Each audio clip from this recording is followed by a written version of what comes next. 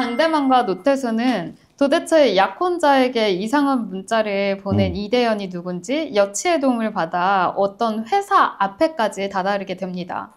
주민등록이 안 되어 있는 이대현이 회사를 다니진 않을 것 같고 배달원일 수 있겠다는 추리까지는 굉장히 잘했거든요. 네. 근데 그 강대만이 눈앞에 보이는 배달원에게 이대현이냐고 그냥 다짜고짜 물었다가 실제 이대현이 그걸 듣고 도망가 버리면서 추격전이 벌어집니다.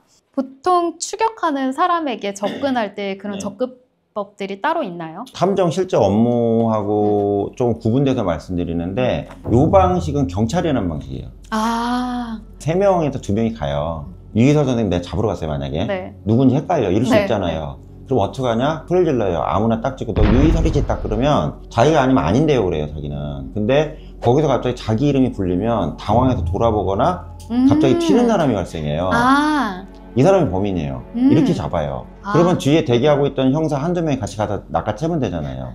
그 상태에서 해야지 단독으로 하는 건 어렵고요. 그리고 개활지라고 하시죠. 네. 그러니까 아무 데로나 도망갈 수 있는데 이름 부르면 안 돼요. 어디로 갈지 어떻게 알아? 아, 그쵸. 이렇게 갇힌 벽이 있는 이런 방이나 이런 가더라도 데서 한 방향으로 하는 갈 거죠? 수 있, 도망가더라도 이런 것들 좀 고민해봐야 되는 거예요. 아, 그러면은 실제로도 탐정분들이 2명씩 이렇게 세트로 움직이는 경우가 혼자는 많나요? 어려워요. 왜 그러냐면 이 나와 있는 영화의 사건은 범죄 중에서도 센 범죄잖아요. 그쵸. 이게 자꾸 들어가면 들어갈수록 강력범죄하고 연결된 게 좀 센 것 같은데 뭐 조직이 있는 것 같기도 하고 막 사람이 죽고 살고 하잖아요. 이럴 때는 혼자 하는 건 아니에요. 혼자 하라고도 저희도 얘기도 안 해요. 위험한데 자기 혼자 어떻게 이걸 방어를 하겠어요.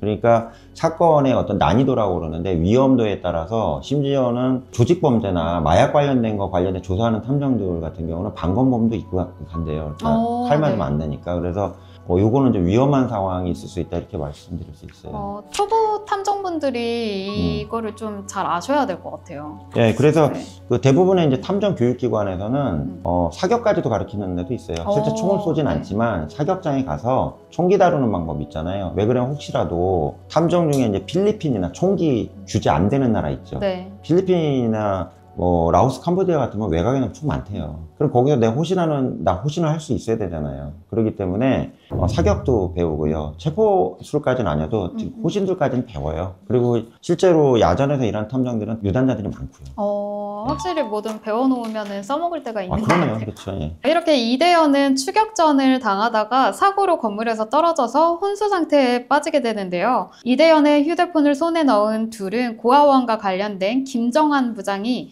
그동안 고아원 출신의 원생들의 사망사고의 목격자나 보호자로 나타났다는 걸 확인하고 생명보험금을 노린 사건으로 경찰과의 공조로 결론을 내립니다. 처음에는 묵비권을 행사하다가 보육원의 원장이 나타나면서 자백을 하거든요. 이로써 사건이 일단락되는가 했는데 이후 강대만과 노태수는 사건에서 미심적인 부분들을 발견하게 됩니다. 김 부장이 했던 자백들이 안 맞는 부분들이 있던 건데요. 이런 경우가 상당히 많나요? 사건이 꼬이는 경우가 있어요. 첫 번째는 뭐냐면 의뢰인 고객이 쓰레기인 경우가 있어요. 이런 표현을 들었죠. 네네네. 많아요 생각보다. 그러니까 탐정한테 가서 뭘 조사해달라고 그랬는데 나중에 알고 봤더니 얘가 나쁜 놈이야. 그 사건을 거짓말을 진 거죠? 그렇죠. 제가 한 사건만 말씀드릴게요. 이게 탐정이 안 드러난 사건인데 그 한 명이 누구 와서요. 누굴 찾아달라고 그러더래요. 그럼 왜 찾아야 돼? 떼인 돈을 못 받았다고 그러더래요. 탐문해갖고 찾아냈는데 찾아냈더니 그 상태가 안 좋아. 한 하루 관찰했는데 밥도 안 먹고 계속 왔다 갔다 좀비 마냥 그러더래. 나중에 알고 봤더니 이게 마약 중독자예요. 그럼 찾은 애는 누구냐? 얘도 마약이에요. 네? 그러니까 마약을 준 애가 마약을 공급을 했는데 마약 대금을 못 받은 거라. 그래서 이거를 경찰에 바로 넘겼대요. 네. 탐정 입장에서는. 왜? 지금 얘네 둘 다 마약이니까 둘 다 우리가 알려드리겠다고 그래서 빠졌는데 이건 이제 경찰에서는 마약 사범 잡은 걸로 나오겠죠? 탐정은 빠져있는 내용이겠지만 이런 식으로 악의적으로 꼬이게 하는 그 고객이 하나 있고요. 두 번째는 이렇게 조사를 하는 과정에서 이 사건과 같이 얘가 나쁜 애인 줄 알았더니 봤더니 얘가 나쁜 애가 아니고 거꾸로 얘가 나쁜 애고요. 이런 경우에는 탐정이 일단은 업무를 스톱을 하는 게 맞아요. 중지한 다음에 판세 분석을 다시 해야 돼요. 아 이거 꼬였다. 이거 다시 한번 정리하자. 사건을 정확하게 정리를 해야 되잖아요. 언제 빠질 건지 아니면 수사기관에 넘길 건지 아니면 고객한테 당신이 원천적으로 잘못된 거 맡겼기 때문에 난 더 이상 못하겠다. 이렇게 선언을 한다든지 이런 과정이 필요한데 이 부분이 그런 꼬인 과정이라고 봐야 되겠죠. 쉽지 않네요. 쉽지 않아요. 근데 저 궁금한 게 하나 생겼어요. 그렇게 탐정이 마약 관련 사람들을 신고하게 되면 그것도 포상 같은 거를 받을 수 있나요? 포상은 뭐 별개로 올 수 있어요. 올 수는 있지만 기본적으로 네. 탐정 입장에서는 기본 윤리 교육을 받을 때 당신이 진행하다가 범죄 관련된 거면 무조건 넘겨라. 이렇게 저희가 다 교육을 하거든요. 그리고 다 그렇게 무장돼 있어요. 잘못하면 마약하는 사람이 마약하는 사람을 찾은 건데 네. 그럼 나도 마약 유통밖에 더 돼요. 안 된다는 얘기죠. 안 좋은 일에 엮일 수도 있네요. 휘말릴 그렇죠. 수도 있고. 휘말릴 수가 있다는 얘기입니다. 조심해야 될 것 네. 같습니다. 이렇게 탐정 일을 하다가 일을 다 끝내고 수임료도 받고 의뢰인에게 감사 인사도 받았는데 지금처럼 해결이 안 될 것 같은 때 이런 때는 또 어떻게 해야 될까요? 아까 말씀드린 거랑 조금 이제 그 다음 주에 말씀드리면 일단은 사건 조사를 스톱하고 다시 뒤로 와갔고요. 객관적으로 냉철하게 보고 사건에 대해서 다른 방향으로 다시 진행을 할지 아니면 여기서 정지하고 보고를 하고 그냥 리포트 해주고 끝낼 건지 이걸 결정을 좀 내려야 된다는 얘기입니다. 약간 판단력이 좀 요구되는 상황인 것 같아요. 그렇죠. 근데 이제 대부분의 경우에는 뭐 AS라고 자기들끼리 우스갯소리를 하는데 약정한 기간에서 2, 3일 더 늘려갖고 돈 안 받고요. 무상으로 추가 조사 해주는 분들도 많아요. 좋은 탐정분들도 네, 많아요. 인간미가 있는 분들 많아요. 왜? 최선을 다했는데 안 나와. 내가 어려워서 탐정을 써야 되는 사정이 있는 사람 주변에 보면 그런 사람들이 또 있어. 그럼 그런 사람들한테 어머 얘 저번에 내가 누구한테 맡겼는데 그 선생님 잘 이렇게 해결해 주더라. 뭐 이런 식이면 또 도움 받을 수 있잖아요. 그러니까 탐정의 마케팅 중에 제일 핵심이 뭐냐면 이 구두 마케팅 있죠. 예, 입소문이 나요. 입소문. 이게 제일 중요해요. 이유 불문하고. 그렇기 때문에 AS 차원에서 해주는 탐정 결코 본인한테 손해라고 생각하진 않아요.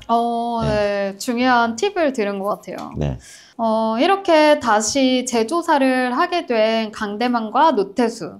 노태수는 원장 앞에서 대만의 전화를 받으면서 어떤 사건에 대한 주요 정보들에 대한 실마리를 찾았다고 라면서 호들갑을 떨며 범인의 신경을 건드려 보기로 합니다. 네. 이런 식으로 심리전이 범죄자를 잡는 데 실제로도 도움이 많이 되나요? 탐정들 같은 경우는 이제 변호사의 제안을 받아서 증거 수집을 할 때 이런 기법이 많이 쓰여요. 예를 들어 누구한테 피해를 입힌 사람을 만났어요, 탐정이. 변호사는 그냥 선생님 저 의뢰인을 왜 이렇게 괴롭히셨어요? 뭐 이런 얘기만 하는데 그 옆에 배석한 탐정을 이거 물어보는 거라. 당신 원래 그 보고 주특기지? 이런 식으로 훅 들어가 버려요.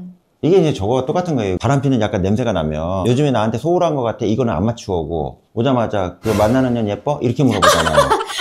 진짜 확 들어오니까 당황하겠다. 요런 방식이에요. 이게 심리적으로 수사관들이 쓰는 방식을 여기서 쓴 거예요. 완전 좋은 팁이네요. 써먹으려고. 네, 갑자기 제 눈이 반짝했어요. 나보다 예뻤어? 네. 괜찮은데요? 네.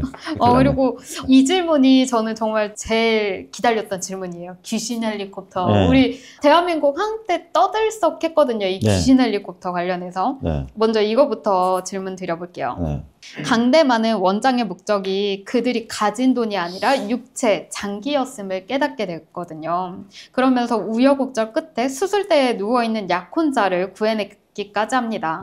저는 이 영화를 보면서 장기 매매라는 것이 우리나라에도 벌어지고 있나? 라는 그런 의문이 들었어요. 실제로도 많은가요? 제가 좀 냉정하게 말씀드릴게요.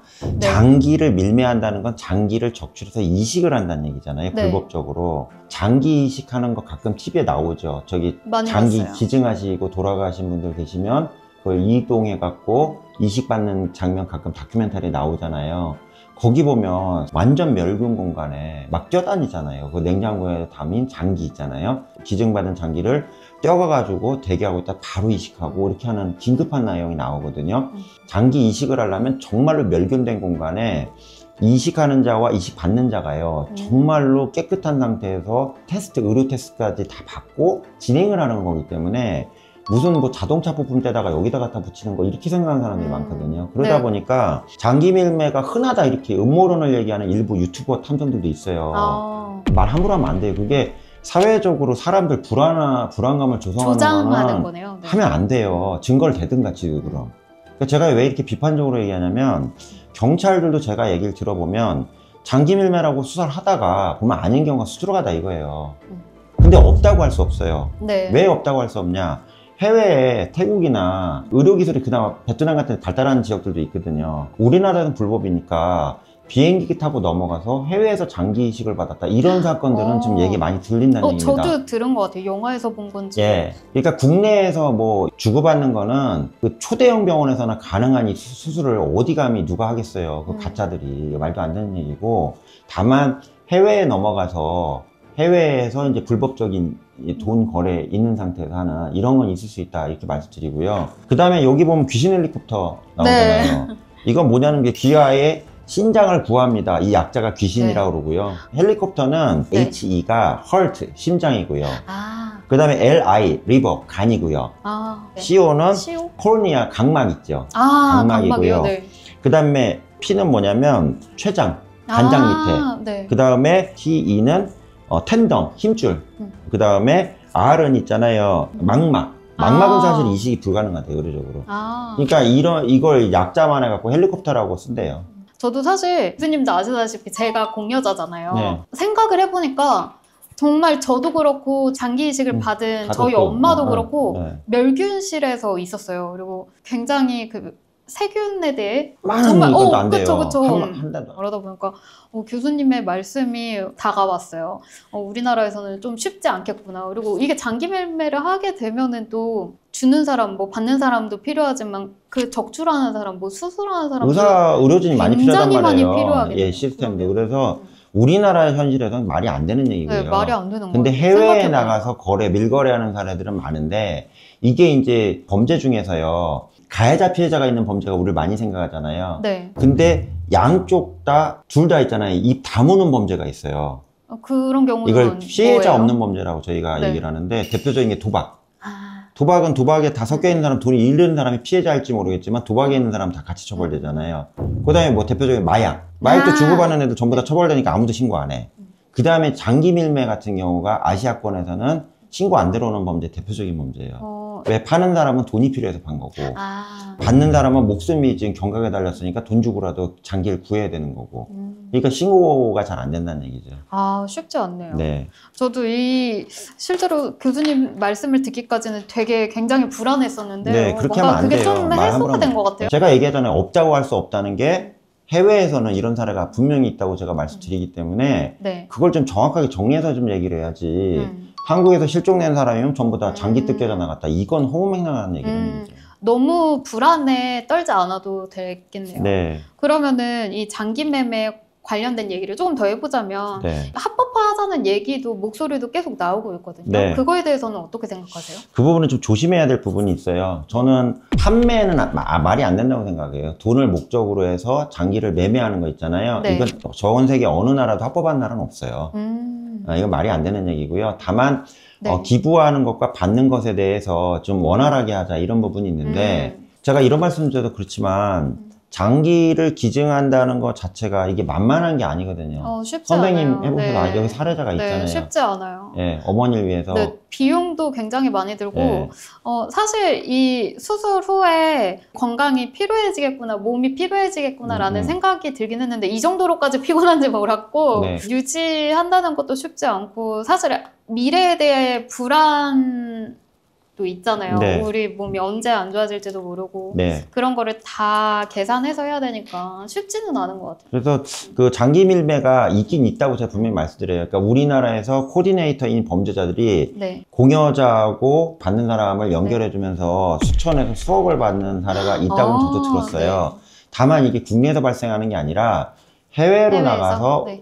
거기 병원들하고 이제 연결이 돼서 진행이 되겠죠. 근데 이 과정에 대해서 수사를 깊이 들어가기 좀 어렵기 때문에 네. 사례를 많이 찾아내기는 어렵고요. 다만 이제 최근에 이제 그 탈북민이나 중국 네. 조선족들 사이에서 돈이 너무 많이 필요하니까 해외 나가서 수술할래 얼마 줄게 해갖고 사기를 친 경우도 있고요. 사기가 좀 많대요. 실제로는 돈만 받고 아픈 사람한테 공여자 제공 안 하는 경우도 있고요. 그 다음에 장기를 팔고자 하는 사람한테 너 병원비 네가 내야 돼. 미리 2천만 원, 3천만 원 미리 내놔. 이렇게 받은 다음에 날리는 경우가 있고 한데 네. 수사해보면 이제 실제로는 안 발생한 경우가 많아요. 이게 좀 안타까운 부분이죠. 저희가 오늘 이렇게 탐정 리턴즈에 대해서 이야기를 나누어 봤는데요. 사실 처음에는 굉장히 유쾌하고 코믹한 그런 소재의 영화인 줄 알았어요. 그렇지만 무거운 소재를 네. 재미있게 풀어준 영화라서 탐정분들도 꼭 한번 보셨으면 좋겠다고 생각이 됩니다. 저는 3도 나왔으면 좋겠어요. 3요? 네. 되게 전 재밌게 꼭 보셨나봐요. 꼭 보러 갈 거예요. 이런 말씀 하시는 거 처음 듣는 것 같아가지고 또 의외입니다. 아니, 저희 탐정의 발전을 위해서 좋은 영화입니다. 네. 저도 그렇게 생각합니다. 저희는 또 다음에도 네. 더 재미있는 영화로 찾아뵙도록 하겠습니다. 다음에 뵐게요. 감사합니다. 안녕. 네.